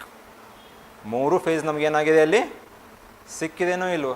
ಅದರ ಜೊತೆಗೆ Bhimbetka is famous for ಚಿತ್ರಕಲೆಗೆ, ಪೇಂಟಿಂಗ್ಸ್. ಇನ್ನೂ ಏನು ಉಳಿದಿದೆ ಅದು ಪೇಂಟಿಂಗ್ಸ್? ಯಾವುದು ಏಷ್ಯನ್ ಪೇಂಟ್ಸ್ ಅದು ಯೂಸ್ ಮಾಡಲಿಲ್ಲ ಅವರು. ಏನು ಯೂಸ್ ಮಾಡ್ತಾಯಿದ್ರು? They use the natural colours extracted from the flowers and the leaves. ಅಲ್ಲಿಂದ ಎಕ್ಸ್ಟ್ರಾಕ್ಟ್ ಮಾಡ್ತಾಯಿದ್ರು. ಅದಕ್ಕೆ ಏನಾಗಿದೆ? ಸೊ ಎಲ್ಲಿ ರಿಸೈಡ್ ಮಾಡ್ತಾಯಿದ್ರು ಅವರು? ಕೇವ್ಸಲ್ಲಿ ಮಾಡ್ತಾಯಿದ್ರು ತಾನೇ ಇವಾಗ. ಆದರೆ ನಿಯೋಲಿಥಿಕಲ್ಲಿ ಏನಾಗುತ್ತೆ? During the neolithic phase they start the sedentary life or the semi permanent. ಹೌದಾ? ಅಲ್ಲೇನು ಮಾಡಿ ಸ್ಟಾರ್ಟ್ ಮಾಡ್ತಾರೆ ಅವರು? They started constructing houses, especially pit dwelling ಅಂತ ಕರೀತಾರೆ ಅದಕ್ಕೆ. ಏನು ಪಿಟ್ ಡ್ವೆಲ್ಲಿಂಗ್? ಅದು ಸ್ಟಾರ್ಟ್ ಮಾಡ್ತಾರೆ. ಅದಾದಮೇಲೆ ಪಿಟ್ ಡ್ವೆಲ್ಲಿಂಗ್ ಜೊತೆ ಏನು ಮಾಡ್ತಾರೆ? ಮೇಲೆ ಮಡ್ ಹೌಸಸ್ ಕನ್ಸ್ಟ್ರಕ್ಟ್ ಮಾಡ್ಲಿಕ್ಕೆ ಸ್ಟಾರ್ಟ್ ಮಾಡ್ತಾರೆ. ಎವಲ್ಯೂಷನ್ ಆಗ್ತಾ ಇದೆಯೋ ಇಲ್ವೋ ಇವಾಗ. ಆದರೆ ಇಂಡಸ್ ವ್ಯಾಲಿ ಸಿವಿಲೈಸೇಷನಲ್ಲಿ ಏನಾಯಿತು? ಕೋಟೆಗಳ ನಿರ್ಮಾಣ ಮಾಡ್ಲಿಕ್ಕೆ ಸ್ಟಾರ್ಟ್ ಮಾಡ್ತಾರೆ. ಅದರ ಜೊತೆಗೆ ಸಿಟೀಸ್ ಬಿಲ್ಡ್ ಆಗ್ತಾ ಬರುತ್ತೆ ಇವಾಗ. ಎವಲ್ಯೂಷನ್ ಆಯಿತೋ ಇಲ್ವೋ ಇವಾಗ? ಸೊ ಅರ್ಲಿಯರ್ ಎಲ್ಲಿ ಇರ್ತಾಯಿದ್ರು? They were residing in caves. Later on started pit dwelling. Later on they started constructing the houses. But during the Indus Valley civilization and the Mahajanapadas, there was an emergence of cities and houses. ಆಯಿತೋ ಇಲ್ವೋ ಇವಾಗ? ಇವಾಗ ನೀವು ಒಂದೇ ಕಡೆ ಇರಲಿಕ್ಕೆ ಕಾರಣ ಏನು? Why they were started leading the sedentary life? Agriculture, domestication of animals. ಯಾವ ಥರ ಡೊಮೆಸ್ಟಿಕೇಶನ್ ಮಾಡ್ತಾ ಇದ್ರು ಅನ್ನೋದು ನಿಮ್ಗೆ ಏನಾಗುತ್ತೆ? ಗೊತ್ತಾಗುತ್ತೋ ಇಲ್ವೋ? ಯಾವ ಥರ ಪ್ರಾಣಿಗಳನ್ನ ಸಾಕಾಣಿಕೆ ಮಾಡ್ತಾಯಿದ್ರು ಅವರು? ಯಾವ ಥರ? Especially they focused on cattles. ಮುಂಚೆ ಏನಿತ್ತು? ಡೈರಿ ಪ್ರಾಡಕ್ಟ್ ಅನ್ನೋದಿರಲಿಲ್ಲ. They were started domestication of animals only for the consumption of the meat. ಮಾಂಸಕ್ಕೋಸ್ಕರ ಮಾತ್ರ ಅದನ್ನು ಇದು ಮಾಡ್ತಾಯಿದ್ರು, ಪ್ರಾಣಿ ಸಾಕಾಣಿಕೆ. ಆದರೆ ಕಾಲಾಂತರದಲ್ಲಿ ಏನಾಯ್ತು ಅವ್ರಿಗೆ? ಡೈರಿ ಬಗ್ಗೆ ಗೊತ್ತಾಗುತ್ತೆ. ಅವಾಗ ಏನಾಗುತ್ತೆ? ಮಿಲ್ಕ್ ಆ್ಯಂಡ್ ಮಿಲ್ಕ್ ಪ್ರಾಡಕ್ಟ್ಸ್ ಬರ್ಲಿಕ್ಕೆ ಸ್ಟಾರ್ಟ್ ಆಗುತ್ತೆ. ಗೊತ್ತಾಯ್ತೋ ಇಲ್ವೋ ಇವಾಗ? UPSCಯಲ್ಲಿ ಕ್ವಶನ್ನು ಬಂದಿದೆ. ಯಾವ ಥರ ಬಂದಿದೆ ಅಂದರೆ, ನಿಮಗೆ ಏನ್ಸಿಯಂಟ್ ಇಂಡಿಯನ್ ಹಿಸ್ಟ್ರಿ ಹೇಳಬೇಕಾದ್ರೆ ಮತ್ತೆ ಅಲ್ಲಿ ಹೇಳ್ತೇನಂತೆ. ಈ ಪ್ಯಾಲಿಯೋಲಿಥಿಕ್ ಅಂತ ಓದ್ತೀರಾ ನೀವು. ಓದಬೇಕಾದ್ರೆ ಯಾವ ಒಂದು ಸಿಟಿ ಯಾವ ಒಂದು ನದಿಯ ದಂಡೆ ಮೇಲಿತ್ತು? On the banks of which river a particular site was. ಅದು ಪ್ಯಾಲಿಯೋಲಿಥಿಕ್ದೇ ಇರ್ಬೋದು, ಇಲ್ಲ ಎಸ್ಪೆಷಲಿ ಇಂಡಸ್ ವ್ಯಾಲಿ ಸಿವಿಲೈಸೇಷನ್ ಮೇಲೆ ಜಾಸ್ತಿ ಕೇಳಿದ್ದಾರೆ. For example Harappa on the banks of river Ravi, Mohenjodaro on the banks of river Indus. ಅದನ್ನು ಕೇಳಿದ್ದಾರೆ. Who excavated or who discovered the Harappa and Mohenjodaro ಅಂತಲೂ ಕೂಡ ಕೇಳಿದ್ದಾರೆ. ಸೊ ಅದಕ್ಕೆ ಏನು ಮಾಡಿ, ಅದರ ಜೊತೆಗೆ ಸದ್ಯ ಹಿಂಗೆ ಯಾವುದೇ ಒಂದು ಓದಬೇಕಾದ್ರೆ, ಅದು ಹಿಸ್ಟ್ರಿನೇ ಇಲ್ಲಿ ಎಸ್ಪೆಷಲಿ ಜಿಯೋಗ್ರಫಿ ಓದಬೇಕಾದ್ರೆ ಐಡೆಂಟಿಫೈ ಮಾಡಿ. ಇವಾಗ ಕ್ವಶನ್ ಯಾವ ಥರ ಕೇಳಿದ್ದಾರೆ ಅಂದರೆ, ವೆಸ್ಟಿಂದ ಹಿಡಿದು ಈಸ್ಟ್ ಬರಬೇಕಾದ್ರೆ ಯಾವ ತರಹದ ನಿಮ್ಮದು ಸೈಟ್ಸ್ ಸಿಕ್ಕಿದ್ದಾವೆ ಅದನ್ನು ಕರೆಕ್ಟಾಗಿ ಏನು ಮಾಡಿ ಕಾಲಾನುಕ್ರಮದಲ್ಲಿ ಹೊಂದಿಸಿ. Arrange the following cities from the west to east. First ಯಾವ ಸಿಗುತ್ತೆ, ನೆಕ್ಸ್ಟ್ ಯಾವ ಸಿಗುತ್ತೆ ಅಂತ ಪ್ರಶ್ನೆಗಳನ್ನ ಕೇಳಿದ್ದಾರೆ. ಎಲ್ಲಿ? Sites, especially Indus valley civilisation ಸಂಬಂಧಪಟ್ಟ ಯಾವ ಬ್ಯಾಂಕ್ಸ್ ಮೇಲಿದೆ, ಯಾರು ಡಿಸ್ಕವರ್ ಮಾಡಿದ್ದಾರೆ, ಅದ್ರ ಜೊತೆಗೆ ಎಲ್ಲಿ ಪ್ಲೇಸ್ ಆಗಿದೆ ನೆನ್ಪಿಡಿ. ಅದ್ರ ಜೊತೆಗೆ ಓದಬೇಕಾದ್ರೆ ಮ್ಯಾಪ್ಸ್ ಓದಬೇಕಾದ್ರೆ ಟ್ರಿಬ್ಯೂಟರೀಸ್ ಇರುತ್ತೆ ಇವಾಗ ಕೆಲವೊಂದು, ಅದನ್ನು ನೆನ್ಪಿಡಿ. ಎಸ್ಪೆಷಲಿ ಜಿಯೋಗ್ರಫಿ ಬರಬೇಕಾದ್ರೆ UPSC ಪ್ರಿಲಿಮ್ಸ್ ಕ್ವಶನ್ ಬಂದಿತ್ತು ಡೈರೆಕ್ಟಾಗಿ. ನೇಮ್ಸ್ ಆಫ್ ದ ಲ್ಯಾಂಡ್ ಅಂತ ಇದೆ ನೋಡಿ ಇಲ್ಲಿ. ಇದೇನೋ ಇಲ್ಲೋ names of the land? UPSC question ಬಂದಿತ್ತು. ಭಾರತ ಅಂತ ನಾವು ಏನಕ್ಕೆ ಕರಿತೀವಿ ಅಂತ ಹೇಳ್ಬಿಟ್ಟು, why the India are the, ಇವಾಗಿನ ಏನು ಇಂಡಿಯಾ ಅಂತ ಇದೆ ಅದಕ್ಕೆ ಭಾರತ ಅಂತ ನಾವು ಪ್ರದೇಶಕ್ಕೆ ಕರಿತಾ ಇದ್ವೋ ಅಲ್ಲೇ ವಾಸಿಸ್ತಾ ಇರ್ತಕ್ಕಂಥ ಜನರಿಗೆ ಕರಿತಾ ಇದ್ವಿ ಅಂತ ಇದೆ. ಏನಿದೆ ಓದಿ ಇಲ್ಲಿ, ಡೈರೆಕ್ಟ್ ಕ್ವಶನ್ ಇದೆ. ಇಲ್ಲಿಂದ ಸ್ಟೇಟ್ಮೆಂಟ್ ತೊಗೊಂಡಿದ್ದಾರೆ ಅವರು. ಏನಂತ ಸ್ಟೇಟ್ಮೆಂಟ್ ತೊಗೊಂಡಿದ್ದಾರೆ ಗೊತ್ತಾ? The name Bharata was used for a group of a people who lived in the north west. ಭಾರತದ ವಾಯುವ್ಯ ಗಡಿ ಭಾಗದಲ್ಲಿದ್ದಂತಹ ಒಂದು ಜನಕ್ಕೆ ಅಥವಾ ಸಮುದಾಯಕ್ಕೆ ನಾವೇನಂತ ಕರಿತೀವಿ? ಭಾರತ ಅಂತ ಕರಿತೀವಿ. ಆದರೆ UPSC ಏನು ಮಾಡಿತ್ತು? ದ ಲ್ಯಾಂಡ್ ದ್ಯಾಟ್ ಎಕ್ಸಿಸ್ಟೆಡ್, ಯಾವುದು ಹಿಮಾಲಯದಿಂದ ಈ ಕಡೆ ಏನು ಭೂಮಿ ಇದೆಯಲ್ಲ ಅದಕ್ಕೆ ಭಾರತ ಅಂತ ಕರೀತಾರೆ ಅಂತ ಹೇಳಿದ್ರು. Territory that existed south of the Himalayas ಅಂತ. ಅದರ ಟೆರಿಟರಿ ಕರೀತಾರ? ಡೈರೆಕ್ಟ್ ಕ್ವಶನ್, ಏನೂ ಮಾಡಿಲ್ಲ ಅವರು, ಇದನ್ನೇ ತೊಗೊಂಡಿದ್ದಾರೆ ಇಲ್ಲಿಂದ. So the people who resided in the north west ಆ ಒಂದು ಜನಾಂಗಕ್ಕೆ, ಆ ಒಂದು ಸಮುದಾಯಕ್ಕೆ ಏನು ಮಾಡ್ತಾರೆ, ಭಾರತ ಅಂತ ಕರೀತಾರೆ. ಆದರೆ ಲ್ಯಾಂಡ್ ಅಂತ ಕರೆಯೋದು ಅದಕ್ಕೆ ಇಲ್ಲಿ ಅದನ್ನು ಕೊಟ್ಟಿದ್ದಾರೆ ನೋಡಿ. The Iranians and the Greeks who came through the north west, ಎರಡು ಪಾಸ್ಗಳಿಂದ, ಯಾವುದು, Khyber pass and Bolan pass, ಎರಡು ಪಾಸ್ಗಳಿಂದ ಬರ್ತಾರೆ. ಎಸ್ಪೆಷಲಿ ಯಾವಾಗ ಅಲೆಕ್ಸಾಂಡರ್ ಬಂದು ಹೋಗ್ತಾನಲ್ಲ 326 BC, both the passes Bolan and Khyber got expose to the outer ವರ್ಲ್ಡ್ಗೆ ಎಲ್ಲರಿಗೂ ಗೊತ್ತಾಗ್ಬಿಡುತ್ತೆ, ನಾವು ಖೈಬರ್ ಪಾಸ್ ಮತ್ತು ಬೋಲನ್ ಪಾಸ್ ಕ್ರಾಸ್ ಮಾಡಿದ್ರೆ ಎಲ್ಲಿ ಹೋಗ್ತೀವಿ, ಇಂಡಿಯಾಗೆ ಬರ್ತೀವಿ ಅಂತ ಹೇಳ್ಬಿಟ್ಟು. ಅವಾಗಿಂದ ಏನಾಗುತ್ತೆ, ಇರಾನಿಯನ್ಸ್ ಎಸ್ಪೆಷಲಿ ಪರ್ಷಿಯನ್ಸ್ ಜಾಸ್ತಿ ಬರ್ತಾರೆ. 300 ಮೂವಿ ನೋಡಿದ್ದೀರಾ? 300 ಇಂಗ್ಲೀಷ್ ಮೂವಿ 300 ನೋಡಿದಿರೋ ಇಲ್ವೋ? ನೋಡಿಲ್ಲ ಯಾರು? ನೋಡ್ಬೇಕು ಮೂವೀಸ್.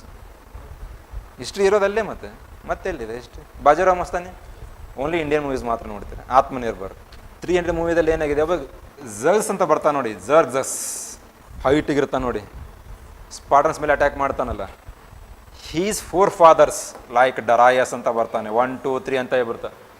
ಅವರೆಲ್ಲ ಇಂಡಿಯಾ ಮೇಲೆ ಅಟ್ಯಾಕ್ ಮಾಡೋಕೆ ಬಂದಿರೋರು. ಅವರು ಏನಕ್ಕೆ ಬರ್ತಾಯಿದ್ರು ಇಂಡಿಯಾ ಮೇಲೆ ಅಟ್ಯಾಕ್ ಮಾಡಲಿಕ್ಕೆ? IPL ಮ್ಯಾಚ್ ನೋಡ್ಲಿಕ್ಕೆ ಅಂತೂ ಬಂದಿರಲಿಲ್ಲ.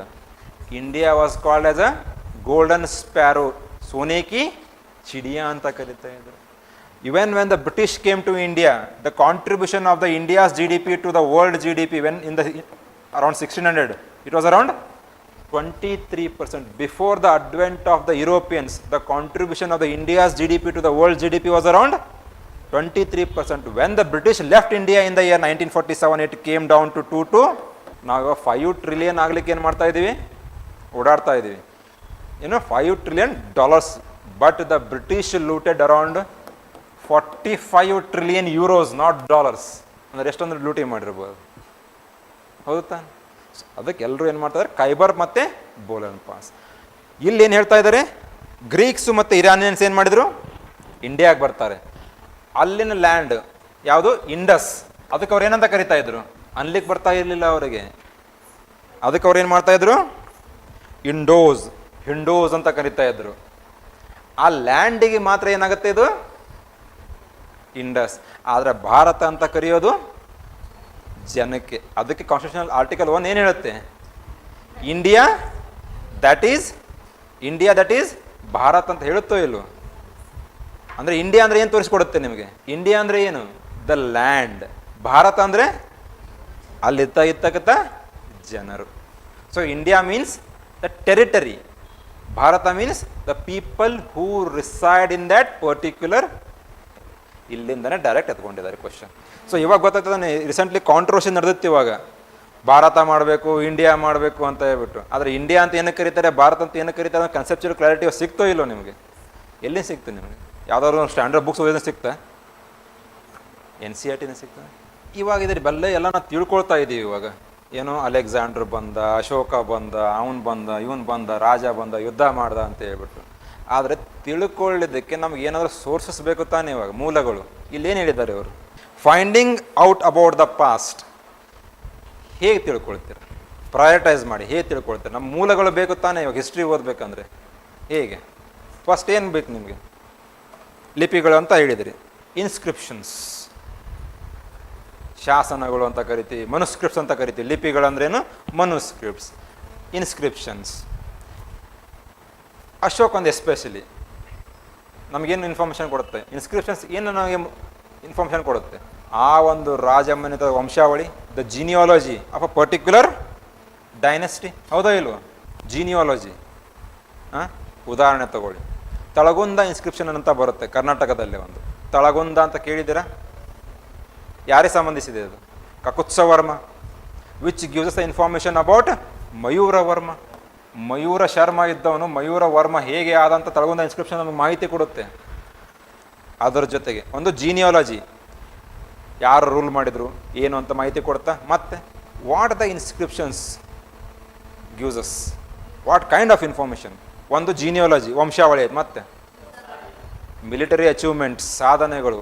ಯಾಕಂದರೆ ನೀವು ಯಾವುದೇ ಒಂದು ಇನ್ಸ್ಕ್ರಿಪ್ಷನ್ನ ಕಂಪೋಸ್ ಮಾಡಬೇಕಾದ್ರೆ ರಾಜನ ಬಗ್ಗೆ ಹೊಗಳಿ ಬರೀತಿರೋ ಇಲ್ಲೋ, you will praise your king, right? Suppose if you criticise your king, ಏನಾಗುತ್ತೆ? Suppose if you criticise the king, ಇಲ್ಲ ರಾಜ ನಮ್ಮ ರಾಜ ಯುದ್ಧದಲ್ಲಿ ಸೋತು ಬಂದ, ಒಡೆದು ಕಳಿಸಿದ್ರೆ ಅವನಿಗೆ ಅಂತ ಬರೆದ್ರೆ ಹೆಗಲ ಮೇಲೆ ಇದು ಇರೋದಿಲ್ಲ, ಹೌದಾ ಇಲ್ವ? So these inscriptions are composed by praising the kings, especially their military achievements. Aival inscription composed by Ravi Kirti, which gives the information about the military achievement of Immadi Pulakeshiv over Harshavardhana. ಅದರ ಜೊತೆಗೆ that inscription tells us that how he took the title Dakshina ಪತನಾಥ or Dakshina ಪತೇಶ್ವರ. Information ಕೊಡ್ತಿರ್ತಾನೆ ನಮ್ಗೆ ಏನು inscriptions. ಮತ್ತೇನು information ಕೊಡ್ತಾರೆ inscriptions? What kind of information does these inscriptions gives us? Language.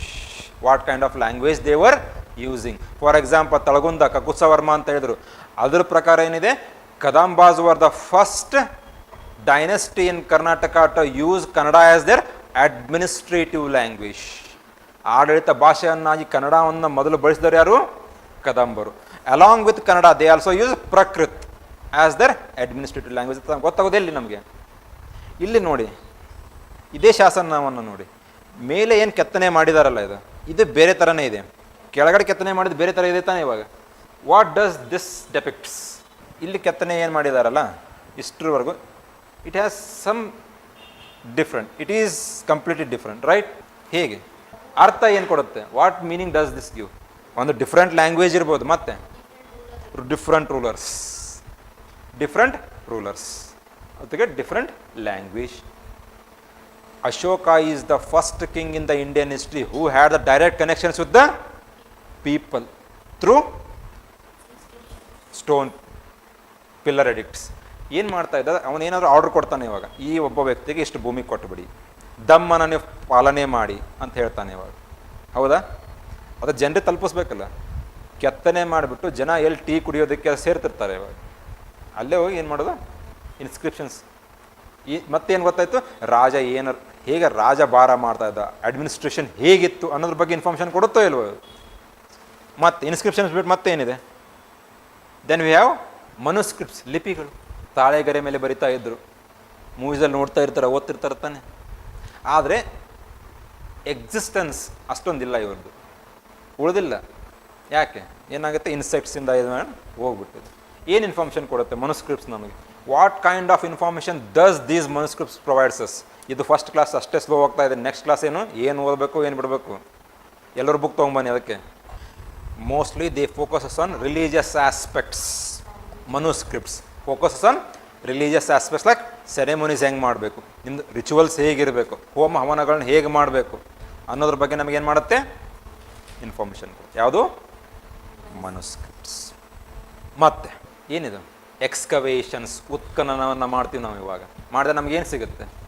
Pottery ಸಿಕ್ಕಿದೆ ಅಂತ ಇಟ್ಕೊಳ್ಳಿ. ಇವಾಗ ಆ ಪಾಟ್ರಿ ಸಿಕ್ಕಿದೆ ಅಂದರೆ ಅರ್ಥ ಏನು? ಪಾಟ್ರೀಸ್ ಯಾವ ಥರ ಯೂಸ್ ಮಾಡ್ತಾ ಇದ್ದಾರೆ? ಪಾಟ್ರೀಸ್ ಇವಾಗ ಯೂಸ್ ಮಾಡ್ತಾ ಇದ್ದಾರೆ ಅಂದಮೇಲೆ, for example southern part of ಇಂಡಿಯಾಗೆ ಬಂದ್ರಿ ಅಂತ ಇಟ್ಕೊಳ್ಳಿ. ಇವಾಗ ಇಲ್ಲಿ ಯಾವ ಥರ ಸಾಯಿಲ್ ನಿಮ್ಗೆ ಜಾಸ್ತಿ ಸಿಗುತ್ತೆ? ಬ್ಲ್ಯಾಕ್ ಸಾಯಿಲ್ಸ್ ಅಲ್ಲೇ. ಬ್ಲ್ಯಾಕ್ ಸಾಯಿಲ್ ಸಿಗುತ್ತೆ ಅಂದರೆ ಪಾಟ್ರೀಸ್ ಯಾವ ಕಲರ್ ಇರಬೇಕು? ಸೊ ಜಿಯೋಗ್ರಫಿಕಲ್ ರೀಸನ್ ಬಗ್ಗೆ ಗೊತ್ತಾಯ್ತೋ ಇಲ್ವೋ ನಿಮಗೆ? ಇಲ್ಲಿ ಏನೋ ಪೇಂಟಿಂಗ್ ಮಾಡಿದಾರಲ್ಲ, ಏನು ಅನಿಸುತ್ತೆ ನಿಮ್ಗೆ? ಆರ್ಟಿಸ್ಟಿಕ್ ವರ್ಕ್ ಸ್ಟಾರ್ಟ್ ಆಯಿತೋ ಇಲ್ವೋ? ಪಾಟ್ರಿಂದ ಮತ್ತೇನು ಗೊತ್ತಾಗುತ್ತೆ? ಸ್ಟೋರೇಜ್ ಮಾಡ್ತಾ ಇದ್ದಾರೆ, ಸರ್ಪ್ಲಸ್ ಪ್ರೊಡಕ್ಷನ್ ಆಗ್ತಾ ಇದೆ ಅಂತ ಅನಿಸುತ್ತೋ ಇಲ್ವೋ? ಸರ್ಪ್ಲಸ್ ಪ್ರೊಡಕ್ಷನ್ ಆಗ್ತಾ ಇದೆ, ಜಾಸ್ತಿ ನೀವು ಪ್ರೊಡ್ಯೂಸ್ ಮಾಡ್ತಾ ಇದ್ದೀರಾ ಅಂದಮೇಲೆ ಟ್ರೇಡ್ ಆ್ಯಂಡ್ ಕಾಮರ್ಸ್ ಇರಬೇಕೋ ಇಲ್ವೋ ನಿಮ್ಮದು? ಸೊ ಎಕ್ಸ್ಕವೇಷನ್ಸಿಂದ ಕೂಡ ನಮ್ಗೆ ಏನಾಗುತ್ತೆ, ಇವಾಗ ಉತ್ಖನನ ಮಾಡೋದ್ರಿಂದ ನಮಗೆ ಇತಿಹಾಸದ ಬಗ್ಗೆ ಗೊತ್ತಾಗುತ್ತೆ. ಎಕ್ಸ್ಕವೇಷನ್ಸ್ ಮಾಡೋದ್ರಿಂದ ಮತ್ತೇನು ಗೊತ್ತಾಗುತ್ತೆ ನಮಗೆ? ಯಾವ ಥರ ಸಿಟಿ ಪ್ಲ್ಯಾಂಡ್ ಇತ್ತೋ ಇಲ್ವೋ?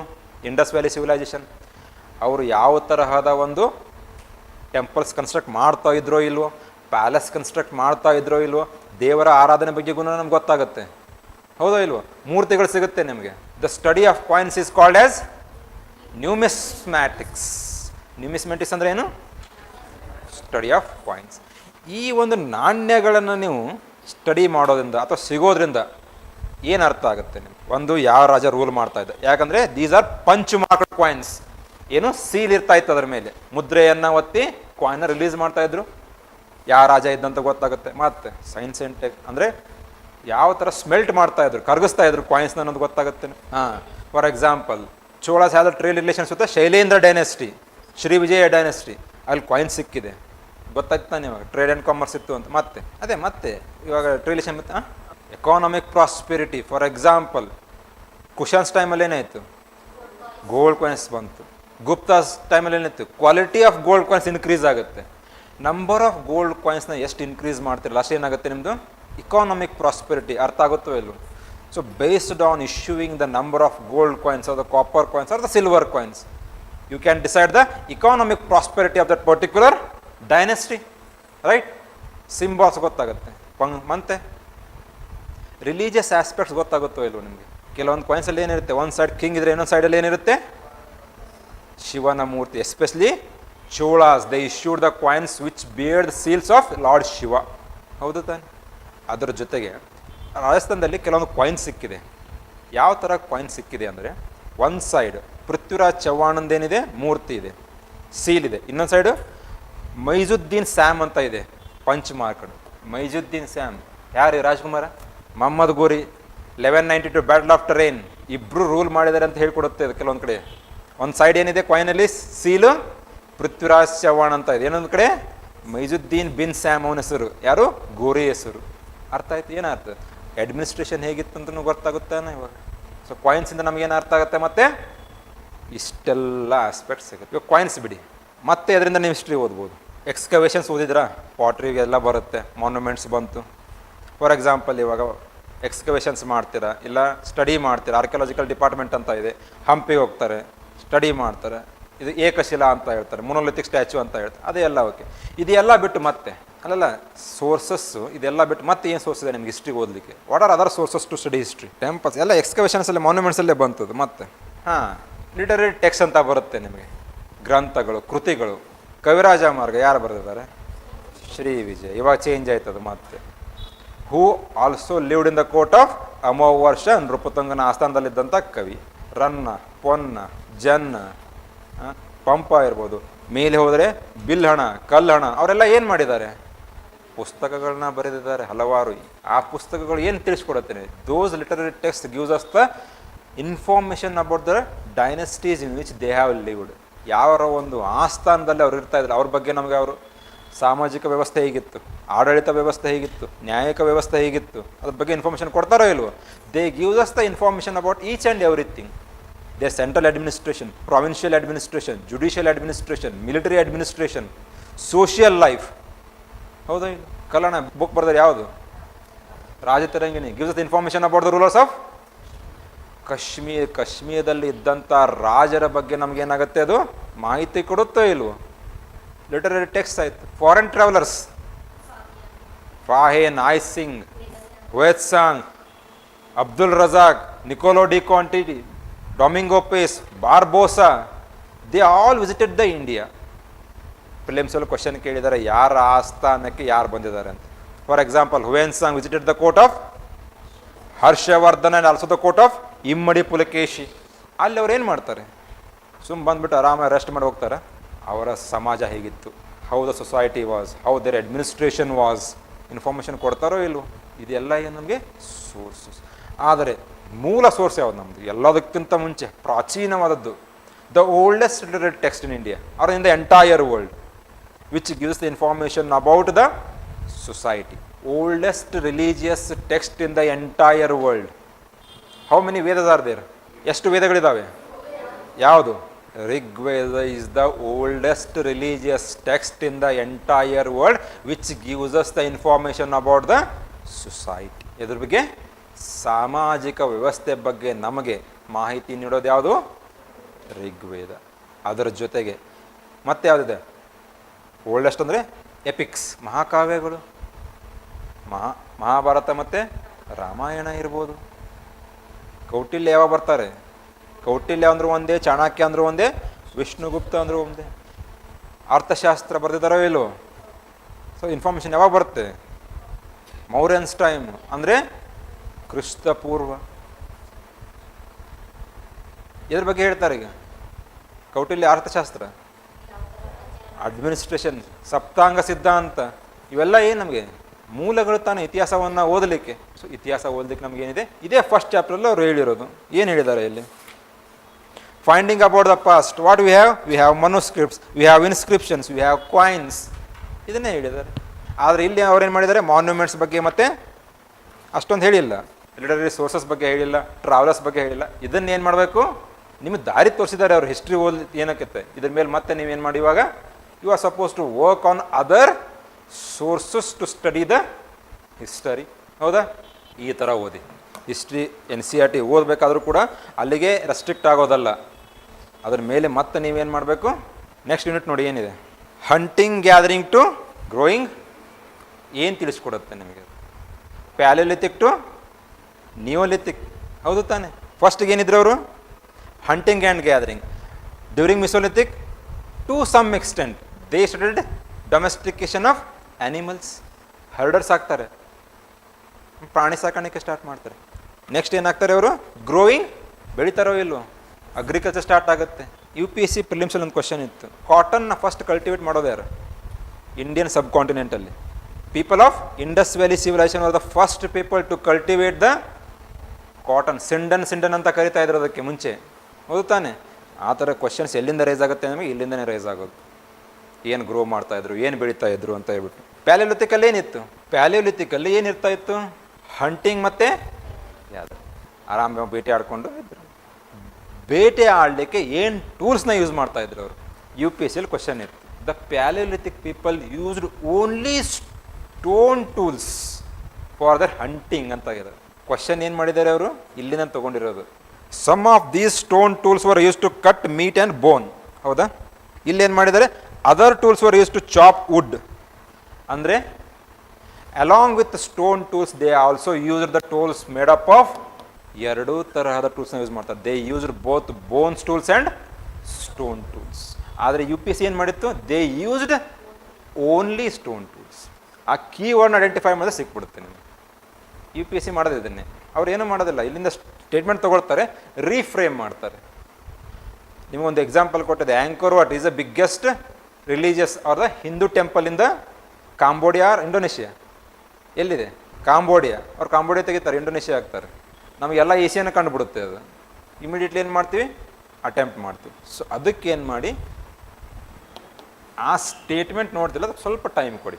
ಇಲ್ಲಿ ಪ್ಯಾಲಿಯೋಲಿಥಿಕ್ಕು, ಮಿಸೋಲಿಥಿಕ್ಕು, ನಿಯೋಲಿಥಿಕಲ್ಲಿ ಯೂಶ್ವಲಿ ಏನು ಕೇಳ್ತಾರೆ? ಸೈಟ್ಸ್ ಮೇಲೆ ಕೇಳ್ತಾರೆ, ಇಲ್ಲ ಏನೇನು ಚೇಂಜಸ್ ಆಯಿತು ಅದ್ರ ಮೇಲೆ ಕ್ವಶನ್ ಕೇಳ್ತಾರೆ.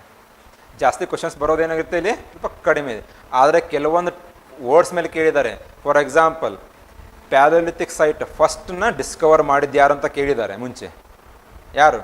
Near Chennai, Robert Bruce Foote. ಕರ್ನಾಟಕದಲ್ಲಿ ಕಂಡುಹಿಡಿದವರು ಇವರೇ, ಇದೇ ಮನುಷ್ಯನೇ.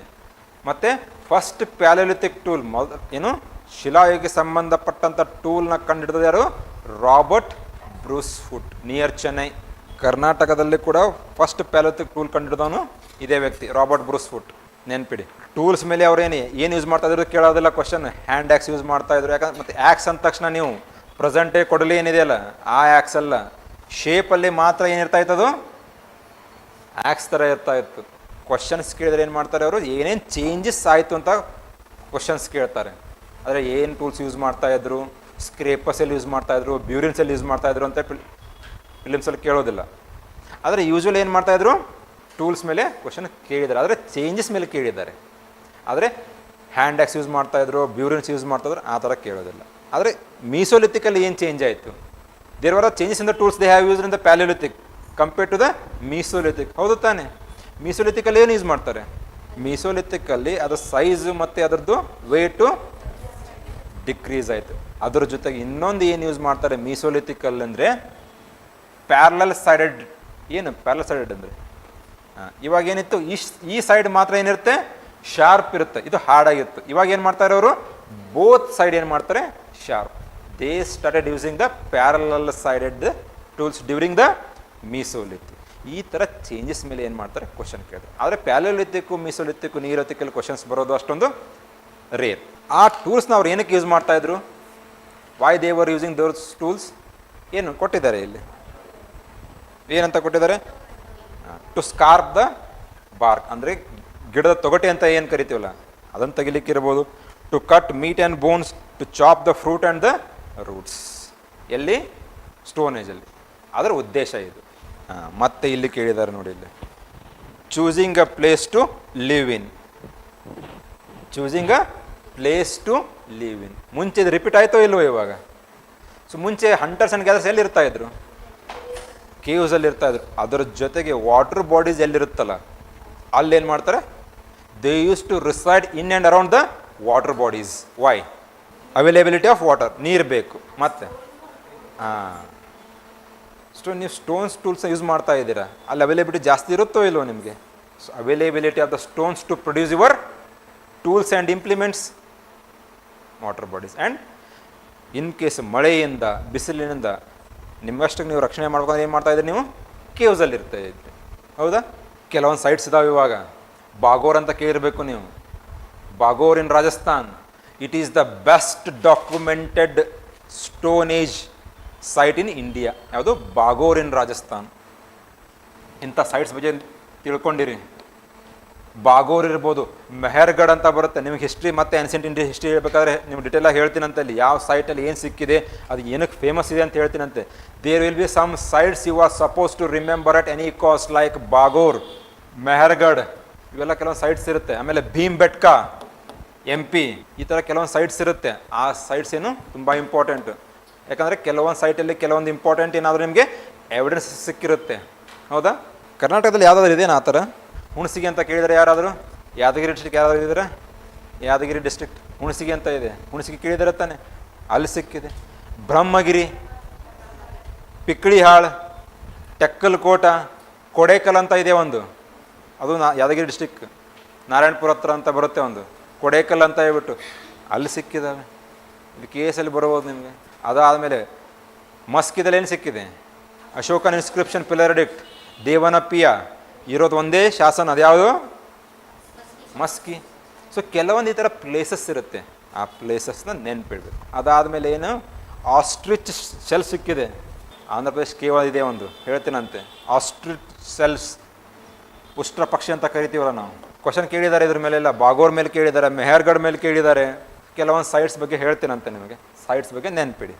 ನೆಕ್ಸ್ಟ್ ನೋಡಿ ಇಲ್ಲಿ, rock paintings and what they tell us. ಚಿತ್ರಕಲೆಗಳು ಎಲ್ಲಿ? ಭೀಮ್ ಬೆಟ್ಕದಲ್ಲಿ ಸಿಕ್ಕಿದೆ. It is the best evidence where we have paintings. ಏನು ಪೇಂಟಿಂಗ್ ಮಾಡ್ತಿರ್ಬೋದು ಅವರು? ಮೊನಾಲಿಸಾ ಚಿತ್ರ ಏನಾದರೂ ಬಿಡಿಸಿದ್ರ? Focus, the major theme was hunting scenes. Major focus ಏನು? Hunting scenes. ಅದ್ರ ಜೊತೆಗೆ ಇನ್ನೊಂದು ನೆನಪಿಡಿ, they never depicted human beings. ಜನರ ಒಂದು ಚಿತ್ರಕಲೆಯನ್ನು ಬಿಡಿಸ್ತಾ ಇರಲಿಲ್ಲ. They never painted the human figures. They focused more on hunting scenes. ಅದ್ರ ಜೊತೆಗೆ ಆ್ಯನಿಮಲ್ಸ್, ಪ್ರಾಣಿಗಳ ಚಿತ್ರ ಮತ್ತು ಬೇಟೆಯಾಡೋದು ಮೇಲೆ ಮಾತ್ರ ಅವ್ರು ಏನು ಮಾಡ್ತಾರೆ? ಫೋಕಸ್ ಮಾಡ್ತಾ ಇದ್ರು. They never displayed or depicted human beings in their paintings. ಇದನ್ನು ನೆನ್ಪಿಡಿ. What kind of colours they have used? Natural colours extracted from leaves and flowers. ಮತ್ತು ಇನ್ನೊಂದು ಸ್ಟೇಟ್ಮೆಂಟ್ ನೋಡಿ ಇಲ್ಲಿ, these paintings show wild animals drawn with great accuracy and skill. Great accuracy and skill ಅಂದರೆ ಏನು ಅರ್ಥ ಕೊಡುತ್ತೆ ನಿಮಗೆ? ಏನು ಇನ್ಫ್ಲುಯೆನ್ಸ್ ಇದೆ ಅದರಲ್ಲಿ? ಆರ್ಟಿಸ್ಟಿಕ್ ಮಾಸ್ಟರಿ ಅಂತ ನಾವೇನು ಕರಿತೀವಲ್ಲ, ಇದೇನಾಗಿತ್ತು ಅವ್ರಿಗೆ? ರೂಢಿಯಾಗಿರುತ್ತೆ. Finding about the fire. Finding about the fire. ಹೇಗೆ ಕಂಡಿದ್ದಾರೆ ಫೈರ್ನ? ಎಲ್ಲೋ ಅವ್ರಿಗೆ ಕಾಣಿಸುತ್ತೆ, ಏನೋ ಕಿಡಿ ಹಾರುತ್ತಂತೆ ಫಾರ್ ದ ಫಸ್ಟ್ ಟೈಮ್. ಅದರಿಂದ ಇದೇನಿದು ಅಂತ ಉಜ್ತಾ ಬರ್ತಾರಂತೆ. ಅವಾಗ ಏನಾಗುತ್ತೆ? ಬೆಂಕಿ ಹತ್ಕೊಳ್ಳೋದು. ನಾವಿವಾಗ ಏನಕ್ಕೆ ಯೂಸ್ ಮಾಡ್ತಾ ಇದ್ದೀವಿ ಬೆಂಕಿನ? ಉತ್ತರಾಖಂಡ ಮಾಡ್ಲಿಕ್ಕೆ ಯೂಸ್ ಮಾಡ್ತಾ ಇದ್ದೀವಿ. ಏನಾಗಿದೆ ಉತ್ತರಾಖಂಡದಲ್ಲಿ? ಫಾರೆಸ್ಟ್ ಫೈರ್ ಆಯಿತೋ ಇಲ್ವಾ? ನ್ಯೂಸ್ ಪೇಪರ್ ಓದ್ತಾ ಇಲ್ವಾ? ಸೋಷಿಯಲ್ ಮೀಡಿಯಾದಲ್ಲಿ ತಮ್ಮ ಒಂದು ಸಬ್ಸ್ಕ್ರೈಬರ್ಸ್ನ ಇನ್ಕ್ರೀಸ್ ಮಾಡ್ಕೊಳ್ಳಿಕ್ಕೆ ಬೆಂಕಿ ಇಟ್ಟಿದ್ದಾರೆ ಅಂತ ಕಾಡಿಗೆ ಭೂಪ್ರೊಬ್ಬರು 3 ಜನ ಸೇರಿಬಿಟ್ಟು. ನೆಕ್ಸ್ಟ್ ನೋಡಿ, a changing environment. Changing environment, ವಾತಾವರಣದಲ್ಲಿ ಬದಲಾವಣೆ. The entire stone age has been divided into palaeolithic, mesolithic, neolithic. Based on ಯಾವ ಆಧಾರದ ಮೇಲೆ? ಅದೇ ಟೈಮ್ ಪೀರಿಯಡ್ನ ಡಿವೈಡ್ ಮಾಡಿದ್ದೀರಿ. ಇವಾಗ ಅದಕ್ಕೆ ಡಿವೈಡ್ ಮಾಡಲಿಕ್ಕೆ ಆಧಾರ ಪ್ಯಾರಾಮೀಟರ್ಸ್ ಬೇಕು ತಾನೆ, ಮಾನದಂಡಗಳು ಬೇಕು ನಿಮಗೆ. ಫಸ್ಟ್ ಏನು? Types of tools they have used. Okay, ಆದರೆ ಇಂಪಾರ್ಟೆಂಟ್ ಮರ್ತ್ರಿ ನೀವು. ಅಲ್ಲೇ ಎನ್ವಿರಾನ್ಮೆಂಟ್ ಅಂತಿದೆ ಇವಾಗ. Tools, life style. Early they were hunters and gatherers, but during the Neolithic they went on to cultivate and domesticate the animals. Change in the lifestyle. ಮತ್ತೆ important weather or the environment. ಹೇಗೆ? Palaeolithic ಅಂತ ನಾವು ಏನು ಕರಿತೀವಲ್ಲ, it is completely ice age. Ice age ಅದು completely covered in ice age. But during neolithic the weather went on to become much more warmer. ಏನಾಗುತ್ತೆ ಇವಾಗ ವಾತಾವರಣದಲ್ಲಿ ಬದಲಾವಣೆ ಆಗುತ್ತೆ. ನಿಯೋಲಿಥಿಕಲ್ಲಿ ಏನಿತ್ತು? ಐಸೇಜ್ ಅಂದ್ರೆ ಏನಿರುತ್ತೆ? ಚಳಿ ಜಾಸ್ತಿ ಇರುತ್ತೆ, ಮಳೆ ಕಡಿಮೆ ಆಗ್ತಾ ಇರುತ್ತೆ. ಯಾಕಂದ್ರೆ ನಿಮ್ಮ ಮಳೆ ಆಗ್ಬೇಕಂದ್ರೆ ಏನು ಬೇಕು ನಿಮಗೆ? ಹೀಟ್ ಜನರೇಟ್ ಆಗಬೇಕು ತಾನೇ. ಇವಾಗ ನಿಯೋಲಿಥಿಕಲ್ಲಿ ಏನಾಯ್ತು? ಇವಾಗ ವೆದರ್ ಏನಾಗುತ್ತೆ? ವಾರ್ಮ್ ಆಗುತ್ತೆ. Based on the weather pattern or the environment we have divided the entire stone age into palaeolithic, mesolithic. ಈ ನಿಯೋಲಿಥಿಕ್ ನಾವೇನಂತ ಕರಿತೀವಿ? End of ice age. ಯಾವಾಗ ನಿಮ್ಮದು ವಾತಾವರಣ ಬದಲಾವಣೆ ಆಗುತ್ತಲ್ಲ, ವಾರ್ಮ್ ಆಗುತ್ತಲ್ಲ, ಅವಾಗ ಮಾತ್ರ ನೀವು ಕಲ್ಟಿವೇಷನ್ ಮಾಡಲಿಕ್ಕೆ, ಡೊಮೆಸ್ಟಿಕೇಶನ್ ಮಾಡಲಿಕ್ಕೆ ಹೆಲ್ಪ್ ಆಗುತ್ತೋ ಇಲ್ವೋ? ಮಳೆ ಆದರೆ ಮಾತ್ರ. ಅದೇ ಚೇಂಜ್ ಆಯಿತು. ಸೊ ಚೇಂಜಿಗೆ ಏನೇನು? This due to the change in the environment there was a beginning of farming and herding. Relate ಇದೇನೋ ಇಲ್ವೋ? ಅದು ಯಾವಾಗ ಸ್ಟಾರ್ಟ್ ಆಗುತ್ತೆ? ಮೀಸೋಲಿಥಿಕಲ್ಲಿ ಸ್ವಲ್ಪ ಪ್ರಮಾಣದಲ್ಲಿ ಸ್ಟಾರ್ಟ್ ಆಗಿರುತ್ತೆ, ಆದರೆ ಎಕ್ಸ್ಟೆನ್ಸಿವ್ ಸ್ಟಾರ್ಟ್ ಆಗೋದು ನಿಯೋಲಿಥಿಕಲ್ಲಿ, ನವಶಿಲಾಯುಗದಲ್ಲಿ. ಅದೇ ಹೇಳ್ತಾ ಇದ್ದಾರೆ ಅವರು. ಡೊಮೆಸ್ಟಿಕೇಶನ್ ಸ್ಟಾರ್ಟ್ ಆಯಿತು, ಕಲ್ಟಿವೇಷನ್ ಸ್ಟಾರ್ಟ್ ಆಯಿತು. ಅದರಿಂದ ಏನಾಯಿತು? ಇವಾಗ ನ್ಯೂ ವೇ ಆಫ್ ಲೈಫ್.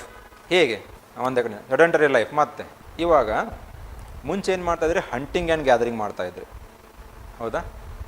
ಒಂದು 10 ಜನ ನೀವು ಮನೇಲಿದ್ದೀರಿ ಅಂತ ಇಟ್ಕೊಳ್ಳಿ. 10 ಜನ ಏನು ಮಾಡ್ತಾಯಿದ್ದೀರಾ? ಹಂಟಿಂಗು ಗ್ಯಾದರಿಂಗು ಮಾಡ್ತಾಯಿದ್ರು. ಪ್ಯಾಲಿಯೋಲಿಥಿಕಲ್ಲಿ ಇದ್ದಂಥದ್ದು ಹಂಟಿಂಗ್ ಆ್ಯಂಡ್ ಗ್ಯಾದರಿಂಗು ನಿಯೋಲಿಥಿಕಲ್ಲಿ ಏನಾಯಿತು? ಇವಾಗ ಚೇಂಜ್ ಆಗುತ್ತೆ. ಹಾಗಂತ ಹೇಳ್ಬಿಟ್ಟು ಹಂಟಿಂಗ್ ಆ್ಯಂಡ್ ಗ್ಯಾದರಿಂಗ್ ಬಿಡೋದಿಲ್ಲ ಅವರು, ಅದನ್ನೂ ಇರುತ್ತೆ. ಅದ್ರ ಜೊತೆಗೆ ಏನಾಗುತ್ತೆ? ಕಲ್ಟಿವೇಷನ್ನು ಆಗುತ್ತೆ, ಡೊಮೆಸ್ಟಿಕೇಷನ್ನು ಆಗುತ್ತೆ. ಇವಾಗ ಹಂಟಿಂಗ್ ಆ್ಯಂಡ್ ಗ್ಯಾದರಿಂಗ್ ಏನು ಮಾಡ್ತಾ ಇದ್ದೀರಾ? ಮುಂಚೆ ಅದು ಒಂದೇ ಫಾಲೋ ಮಾಡ್ತಾಯಿದ್ರು. ಇವಾಗ ಏನಾಯಿತು? ಡೊಮೆಸ್ಟಿಕೇಷನ್ನು ಆಯಿತು, ಕಲ್ಟಿವೇಷನ್ನು ಆಯಿತು. 10 ಜನರಲ್ಲಿ ಇವಾಗ 5 ಜನ ಏನು ಮಾಡ್ತೀರಾ?